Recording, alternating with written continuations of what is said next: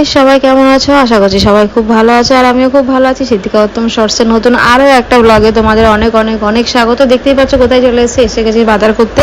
আর বাজার করতে এসেছি কিন্তু দুজনে আমি তো মিলেমিশেই এসেছি, যেহেতু ও কিন্তু কাজে গেছিলো, কাজ থেকে আসার সময় আমাকে ফোন করলো যে নিচে রেডি হয়ে চলে আসো, বাজার করতে যাব।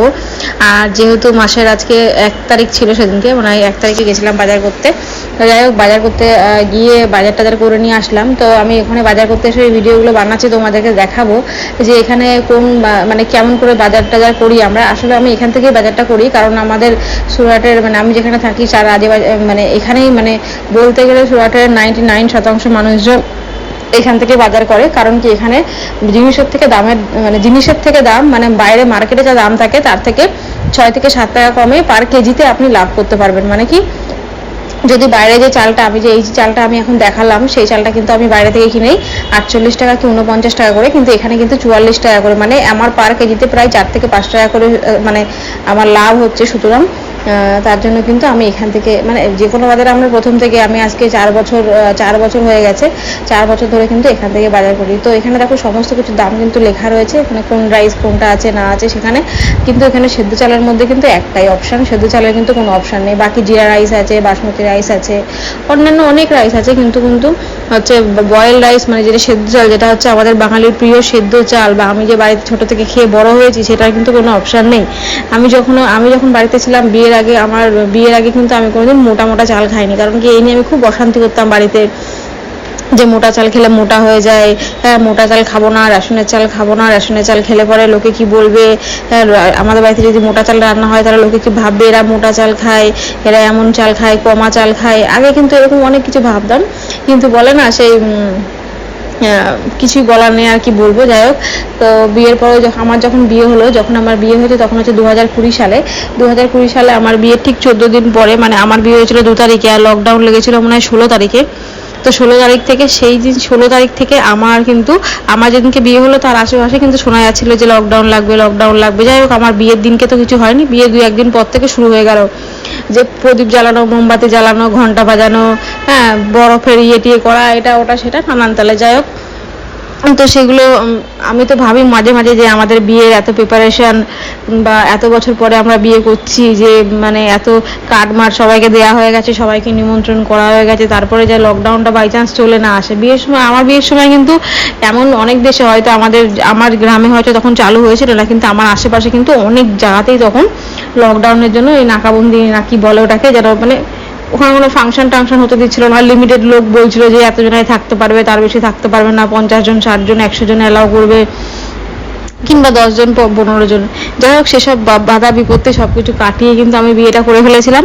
আর বিয়ে করার কিন্তু 14 দিনের পর একদম ফুললি লকডাউন লেগে যাওয়ার ফলে কিন্তু আমি তখন একদম মানে আমার বর যেহেতু প্রথম থেকে বাইরে থাকে, আর আমি যখন বিয়ে করলাম তখন কিন্তু আমার বর দুবাই থেকে মানে আসলো।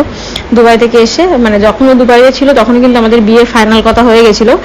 আর সত্যি কথা বলতে আমাদের রিলেশনশিপের প্রায় 5 বছর পরে আমরা বিয়ে করেছি, কিন্তু 5 বছরের মধ্যে আমার সাথে কিন্তু ওর একবারই দেখা হয়েছিল, আর বাকিটা কিন্তু পুরোটাই ফোনে আমাদের দেখাশোনা, আমাদের কথাবার্তা, বা আমাদের হচ্ছে বিয়ে ঠিক করা, আমাদের পাকা কথা সবকিছু কিন্তু ও ওই 5 বছরের মধ্যে হয়ে গেছে, যতদিন দুবাইতে ছিল। মানে মোবাইলে কথা হয়েছে, মোবাইলে সবার সাথে জানাজানি হয়েছে, এবং তারপরে কিন্তু কথাবার্তাও হয়ে গেছে। ওদের বাড়ি থেকে আমাদেরকে দেখতে এসছে, ভিডিও কলে কিন্তু কথা হয়েছে। তারপরে আমাদের বাড়ি থেকে ওদের বাড়িতে গেছে, মানে যা হয় আর কি, বিয়ের যা রিচুয়ালস থাকে সেগুলো কিন্তু সবকিছুই পুরো হয়ে গেছে। আর তারপরে কিন্তু যখন মোটামুটি আমাদের রেজিস্ট্রি টাইম হলো, আমি বিয়ে করার প্রায় 6-7 মাস আগে রেজিস্ট্রি করে নিয়েছিলাম। দেন তারপরে আমি 6-7 মাস পরে, মানে 6-7 মাস বলবো না, মানে আমি বিয়ে রেজিস্ট্রি করেছিলাম নভেম্বরে, আর আমার বিয়ে হয়েছিল হচ্ছে তোমার মার্চ মাসে। তো 3 থেকে 4 মাসের গ্যাপ ছিল। দেন আমি হচ্ছে তখন আগে থেকে রেজিস্ট্রিটা করে নিলাম, কারণ কি রেজিস্ট্রিটা করতেই হতো, আগে না হয় পরে। তো ভাবলাম যে বিয়ের পরে করবো, তার থেকে ভালো আগে থেকে বিয়ে করে নিই, কারণ আগে থেকে রেজিস্ট্রিটা করে নেয় ভালো। আমার প্রথম থেকে ইচ্ছে ছিল যে বিয়ের আগে রেজিস্ট্রিটা করে নেবো। সো আমি বাড়িতে থেকে এসেছিলো, অনেক দিন পরেই এসেছিলো। তারপরে বিয়েতে হয়েছে, বিয়ের পরে কিন্তু অনেক অনেক খরচা হয়েছে, যেহেতু আমার শ্বশুরবাড়িতে বিয়ের জন্য প্রচুর হচ্ছে তোমার ইনভেস্ট করেছিল, প্রচুর ইনভেস্ট করেছিল। আর প্রচুর লোকজন, পাড়ার যত লোকজন আছে, যেহেতু বাড়ির ছোট ছেলে আর ওই বাড়ির শেষ বিয়ে, মানে আমার যে দুখানা ননদ আর দুখানা আমরা মানে 2 ভাই 2 বোন, তার মধ্যে 3 জনেরই বিয়ে হয়ে গেছে, এ হচ্ছে লাস্ট নাম্বার ছিল। সুতরাং সবার ইচ্ছে ছিল যে একটু ধুমধাম করে হোক, তো ওটা অনেক ধুমধাম করে হয়েছিল, তার জন্য কিন্তু অনেক হয়েছিল, মানে অনেক খরচা হয়েছিল, অনেক কিছু হয়েছিল, যেহেতু সবাইকে বলতে হয়েছে, সবাই মিলে আনন্দ করা হয়েছে, সবকিছু করা হয়েছে।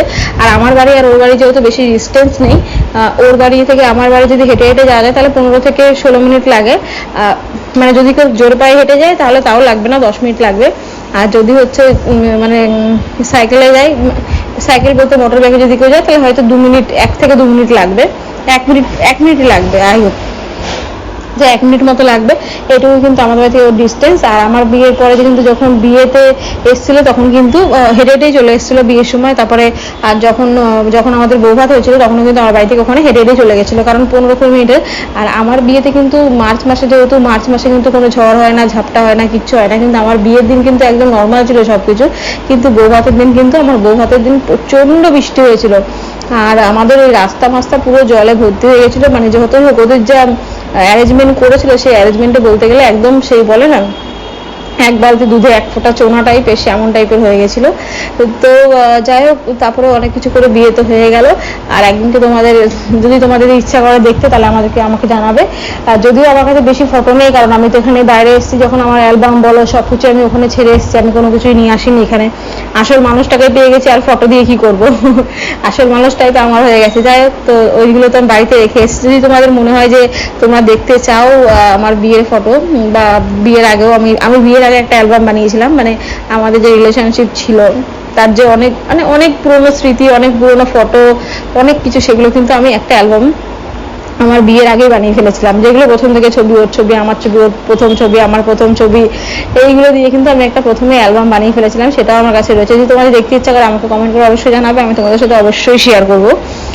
আর হচ্ছে তারপরে যাই হোক, বিয়ে হয়ে গেল। বিয়ে হয়ে যাওয়ার পরে কিন্তু মোটামুটি অনেকদিন পার হয়ে গেল। তারপরে কিন্তু যেহেতু লকডাউন ছাড়ছে না 1 মাস 2 মাস 3 মাস, আর ও যেহেতু প্রথম থেকে বাইরে থাকতো, সেহেতু এখানে কাজকর্ম তো সবাই বন্ধ হয়ে গেছিলো, কোনো কাজকর্ম ছিল না এখানে অ্যাভেলেবেল। আর মানুষ বসে বসে খেলে শুনেছি রাজার ভান্ডারও ফুরিয়ে যায়, সুতরাং আমরা তো সাধারণ মানুষ, তো তখন কিন্তু মানে যেখানে সেখানে সবাই কিন্তু তখন খুব খারাপ পরিস্থিতির মধ্যে দিয়ে চলছিল। আর রেশনের খাবার খাচ্ছিল, মানে যে যেভাবে পাচ্ছিল সেভিংস করছিল, মানে যাতে অনেক দিন ধরে চলে, জিনিস বাঁচিয়ে বাঁচিয়ে চলছিল যেটাকে বলে। তো বাঁচিয়ে বাঁচিয়ে কিন্তু সবাই চলছিল, তো আমরাও তখন বাঁচিয়ে বাঁচিয়ে চলছিলাম। আর যেহেতু কাজকর্ম সব দিকে বন্ধ টন্ধ ছিল, তার জন্য হচ্ছে আমরা কিন্তু তখন ওই রেশনের চাল, মানে আমরা রেশনের চাল প্রপার, মানে পুরোটা রেশনের চাল খেতাম না, রেশনের চালের সাথে তখন, আর আমার না রেশনের চালে খুব গন্ধ লাগে, মানে ভবিষ্যৎ আর বর্তমান আর অতীত, মানে আমি ভাবছি তাই যে মানুষের কোনোটাই স্টেবল না। এখন হয়তো আমি ভালো আছি, একটু পরে হয়তো আমি খারাপও থাকতে পারি, আবার এখন হয়তো খারাপ আছে, একটু পরে ভালোও থাকতে পারি, মানে বলা যায় না, মানুষের মানে নিঃশ্বাসে বিশ্বাস নেই এমন বলে। তো যাই হোক, তারপরে ওই বিয়ের পরে তখন যখন লকডাউন লাগলো, তার কিছুদিন পরে যতই হোক বসে বসে একভাবে খাচ্ছি, খরচা হয়েছে বিয়েতে প্রচুর। তারপরে যে আমরা ভেবেছিলাম বিয়ের পরে আমাদের এখানকার টিকিট করা ছিল, বিয়ের পরে এখানে টিকিট করা ছিল, আর বিয়ের পরে আমাদের মোটামুটি 15 থেকে 20 দিন পরে আমাদের এখানে চলে আসার কথা। মোটামুটি মার্চ মাসের শুরুতে আমাদের বিয়ে হয়েছে, মার্চ মাসের এন্ডিং এর মধ্যে আমাদের সিলেটে এসে যাওয়ার কথা, কিন্তু মিডলে আমাদের ওই লকডাউন পড়ে যাওয়াতে আমাদের সবকিছু একদম মানে কি বলবো আর হয়ে গেল। তারপরে বিয়ের পরে কিছু রিচুয়ালস থাকে, সেগুলোকে পালন করতে হলো, নাহলে পরে তার আগে চলে আসতাম, এই আমার বাড়ি থেকে ওর বাড়ি, ওর বাড়ি থেকে আমার বাড়ি, জোর ভাঙা, এই ভাঙা, ওই ভাঙা, তারপরে এইসব নানান তালের এরকম করতে করতে অনেক কিন্তু দেরি হয়ে গেল। তারপরে যাই হোক আমাদের আটকে গেল, তখন যখন বাড়িতে থাকতাম, তারপরে যাই হোক আমার বর তখন একটা বাড়িতেও কাজ করতো, এমন না যে ও যেখানে সব জায়গাতে কাজ করতে ভালোবাসে, ভাগ্য করে কপাল করে হয়তো বর পেয়েছি, তো সব জায়গাতে মানিয়ে গুছিয়ে নেয়, আর সব কাজের সাথে ও করতে পারে। আসলে এটাই বলছি যে এমন না যে আমি এই কাজটা করি তো এই কাজটাই করবো, আদার্স কোনো কাজ করবো না, এমন না। আর হচ্ছে আমি পারবো না করতে, বা এটাতে ঘিন ওটাতে ঘিন, আমি এই কাজ করি, আমি এই কাজ কেন করবো, এই যে একটা বিষয়, এটা কিন্তু কোনোদিনই ওর মধ্যে আমি দেখিনি। আর আশা করি দেখতে, মানে এই 9 বছর হয়ে গেল এখনো পর্যন্ত দেখিনি, তার আগে আমি জানি না আগে দেখতে পারবো কি পারবো না। আশা করছি আগে আগে তো সেমন কিছু হবে না। যাই হোক, তো তারপরে কিন্তু ওই তখন কি করতাম আমরা, ওই লকডাউনের সময় তখন ওই বাইরে হচ্ছে নর্মাল চাল কিনে আনা হতো, আর তার সঙ্গে কিন্তু রেশনের চাল মিক্স করে খাবার খেতাম আমরা, যেহেতু একটু পয়সা বাঁচানোর জন্য। পয়সা অবশ্যই তখনকার সেই সময়টাই কিন্তু সবাই পয়সা বাঁচিয়ে চলছিল, নিজেকে বাঁচিয়ে পয়সা বাঁচিয়ে। বাইরেও যেহেতু সবসময় বেরোনো যাচ্ছিল না, আর দোকান পাশাতে খোলা থাকতো না, কখনো কখনো দোকান খুলতো, সেই সময় দোকানে চলে যেতে হতো। তো সুতরাং সেই সময় ওই পয়সা বাঁচানোর জন্য কি করতাম, ওই রেশনের চাল, আমার শাশুড়ি রেশনের চাল আর আমার নর্মাল চাল দুটো মিক্স করে চালাতাম। মানে দেখা গেলো হয়তো 10 কেজি ভালো চালটা দিয়েছি, আর ওখানে 2-3 কেজি হয়তো ওই রেশনের চালটা মিক্স করে হচ্ছে তখন কিন্তু খেতাম। তো যাই হোক, তখন কিন্তু আমি এই রেশনের চাল নিয়ে কিন্তু মানে আমি যেহেতু রেশনের চাল একদমই পছন্দ করতাম না, কিংবা মোটা চাল আমি একদমই পছন্দ করতাম না, সেই সময় কিন্তু আমি খুব গন্ডগোল করতাম এটা নিয়ে, যে আমি এই চাল খাবো না, ওই চাল খাবো না, সেই চাল খাবো না। যাই হোক, তখন তো আমি বুঝতে পারিনি যে ভবিষ্যতে আমার জন্য এই চালটাই লেখা আছে কপালে। তো যাই হোক, সেখান থেকে তারপরে যখন চলে আসলাম আমরা এখানে আসার পরে কিন্তু প্রথম আমরা আতপ চালই খেতাম, কারণ আমাদের প্রথম জানা ছিল না যে কোথায় এই চাল পাওয়া যায়। আর সত্যি কথা বলতে সবাই তখন, আমার এখানে যত রিলেটিভস থাকে সবাই কিন্তু তখন ওই আতপ চালই খেত, যেটা কাঁচা চাল বলে, কাঁচা চাল খেত। তো আমিও কাঁচা চাল প্রথম খেতাম, খেয়ে তারপরে তখন তো রাস্তাঘাটে বেরোতাম না, অতটা জানতাম না। তারপরে রাস্তাঘাটে চলতে তখন যখন খোঁজ পেলাম যে বয়েল রাইস পাওয়া যায়, তখন কিন্তু এই বয়েল রাইসটা নিয়ে আসলাম। আর বয়েল রাইসটা নিয়ে আসার পরেও যে দেখলাম, মানে এটা তখন আমি ভাবলাম যে হ্যাঁ, ওই বলে না ঘুটে পরে গোবর হাসে, ঘুটে বলে এমন দিন তোরও আসে, তোরও আসবে, এরকমই একটা টাইপের ঘটনা ঘটে গেল। তারপরে তো এই মোটা চালটাই খাই, অসুবিধা হয় না। এখন খেতে খেতে খেতে খেতে অভ্যেস হয়ে গেছে। আর মাঝে মাঝে যখন মানে যেহেতু ইটিং শোটা বানায় ওই চ্যানেলটায়, সেহেতু মাঝে মাঝে আমি ভাবি একটুখানি বাসমতি রাইস তখন মাঝে মাঝে একটু করে বানাই। আর সবসময় বানায় না, কারণ কি মোটা চালটা খেতে আমার এই চালটা এখন সয়ে গেছে। এই চালটা কিন্তু একদম ফ্রেশ চাল, কোনো গন্ধ নেই, কোনো কিছু নেই, একদম ফ্রেশ চাল। তো এই চালটাই আমি হচ্ছে এখন বর্তমানে খাই। তো এই হচ্ছে আমার চালের ঘটনা। আর এখানে চালের ঘটনা বলতে বলতে কিন্তু আমাদের এখানে বাজারটাও মোটামুটি শেষ হয়ে গেছে। আর এখানে বোতলগুলো দেখছিলাম, বোতলগুলোর দাম ছিল হচ্ছে 21 টাকা না 22 টাকা করে। আর একটা বোতল ছিল, সেটার দাম হচ্ছে তোমার 49 টাকা করে। তো আমার কাছে অলরেডি বোতল রয়েছে, আমি কদিন আগে বোতল কিনেছিলাম, তার জন্য আর ফালতু পয়সা ওয়েস্ট করলাম না। আর যেহেতু দুটো মানুষের 3-4টে বোতলেই হয়েছে, আমার 3-4টে বোতল আছে, আমার 3-4টে বোতল এনাফ। তারপরে তো জল কেনা হয় এদিকে ওদিকে, যেখানে যাই সেখান থেকে জল কিনি। আর এটা কিন্তু বিলিং কাউন্টার, বিলিং হয়ে গেছে, আমরা কিন্তু এবার বাইরের দিকে বেরিয়ে গেছি। আর দেখতে পাচ্ছ ব্যাগটা কিন্তু আমি বাইরে থেকে নিয়ে এসেছিলাম, মানে বাড়ি থেকে নিয়ে এসেছিলাম, কারণ এখান থেকে ব্যাগ নিতে গেলে পরে এক্সট্রা পয়সা পে করতে হয়। সো আমি এটা ব্যাগ বাড়ি থেকে নিয়ে এসেছিলাম, মানে প্রত্যেকবারই নিয়ে আসি, আর যখন ভুলে যাই তখন ব্যাপারটা আলাদা হয়। তো এটা আমি বাড়ি থেকে নিয়ে এসেছিলাম। আর এখন কিন্তু বেরিয়ে যাচ্ছে। আমার বর বলছিল যে এখান থেকে পপকর্ন খাবে কিনা, বাইরে কিন্তু লাইভ পপকর্ন কাউন্টার। তো আমি বললাম যে না, এই দুপুরের টাইমে কোনো পপকর্ন খাবো না, বাড়ি চলো। তো যাই হোক, দেখো আমরা বাইরের দিকে বেরিয়ে গেছি। আর এখানে কিন্তু গাড়িগুলো পার্কিং করা থাকে। তো ও গাড়িটা এখন আনতে যাবে, আমি ততক্ষণ এখানটা দাঁড়াবো এটা ধরে নিয়ে। তো সবাই এরকমই করে, ওই এটাকে নিয়ে, ট্রলিটাকে নিয়ে বাইরের দিকে চলে আসে, আর ওখান থেকে কিন্তু জিনিসটাকে নিয়ে ওখানে ছেড়ে দেয়। তারপরে ভেতর থেকে শপিং মল থেকে ওরা এসে তখন ওটাকে বার করে নেয়। তো আমাদের গাড়িটা এখানে পার্কিং করা আছে, ও গাড়িটা নিয়ে আসছে। আর যেভাবে রোদ্দুর দেখতেই পাচ্ছ বাইরে, কত পরিমাণে রোদ্দুর। এই রোদ্দুরের মধ্যে, আর আমাদের এখানে জানোই তো ঘাম হয় না, শুধুমাত্র মানে প্রচন্ড রোদের তাপ, কিন্তু ঘাম হয় না একদম, এটা হচ্ছে ঘটনা। তো যাই হোক, এখন আমাদের গাড়িটা চলে এসছে। আর দেখো গাড়িতে মালটা ওঠাবো কি করে, মানে এত ব্যাগটা ভারী হয়েছে, আমার ওঠানোর ক্ষমতা নেই। আমি বলছি ম্যাগিটা ধরছি, তুমি হচ্ছে গিয়ে ওঠাও এটা। তারপরে হচ্ছে ও কিন্তু আমার হাতে ম্যাগিটা দেবে, দিয়ে তারপরে ওঠাবে। প্রচন্ড ভারী, তো আমি ওঠাতে পারতাম না। দেখো আমার হাতে ম্যাগিটা দিয়ে তারপরে কিন্তু হচ্ছে করলাম। আর আজকে যেহেতু আমি যবে থেকে কাজে যাচ্ছি না, তবে থেকে কিন্তু ও বাড়িতে দুপুরবেলাটা খাচ্ছে। কিন্তু যেহেতু এখন আমি বাড়িতে আজকে ও খায়নি, আজকে ও খাবার খেয়েই এসছে। তো আমি এখান থেকে বাজার করলাম। দেখো যে কোথা থেকে বাজার করলাম, এখানে দেখছো কত ট্রলি, এখানে একটা দুটো ট্রলি না, মানে কয়েকশো ট্রলি। তো এখান থেকে বেরিয়ে গেছি আমরা এখন বাড়ির পথে। তো বাড়িতে চলে যাবো। তারপর